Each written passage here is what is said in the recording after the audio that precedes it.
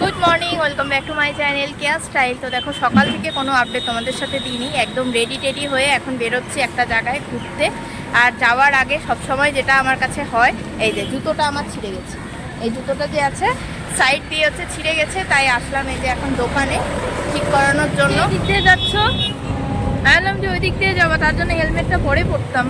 Main road দিয়ে যাচ্ছে, বেশিরভাগ সময় ওই পাশের দিকটা দিয়ে যায়, অনেকটা দেরি করে হেলমেট পরলেও অসুবিধা নেই।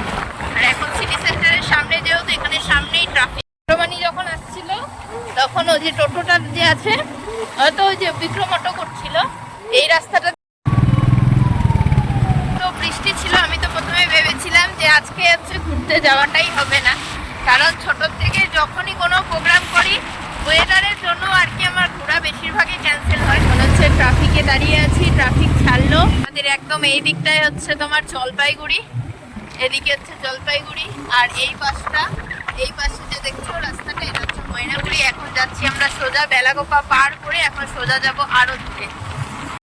দেখো এই যে এই গলিটা যে দেখতে পাচ্ছ, এখান দিয়ে যায় হচ্ছে জলপেশ, আর আমরা এখন যাব এই সোজা রাস্তাটা। ওই কলেজ স্ট্রিট থেকে গেছিল জলপেশ, তারপরে কুচবিহারে গেছিল, কিন্তু কুচবিহারে রাজবাড়ি দেখেনি। দেখো অনেকক্ষণ ধরে বাইকে বসেছিলাম, গা হাত পা একদম ঝিনঝিন ধরে গেছে, তাই একটু দাঁড়ালাম।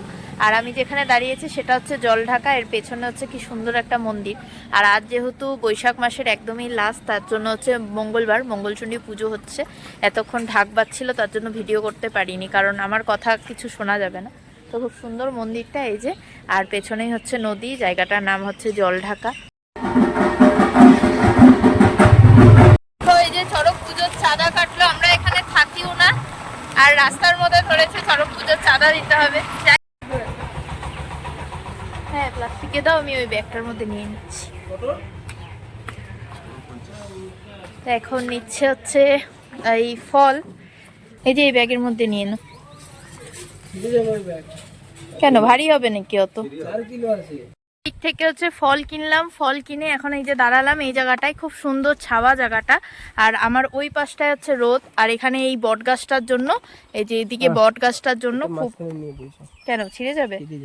তো খুব রোদ, তো এখানে দাঁড়ালাম, একটু খাওয়া দাওয়া করলাম, করে এখন হচ্ছে বেরোবো।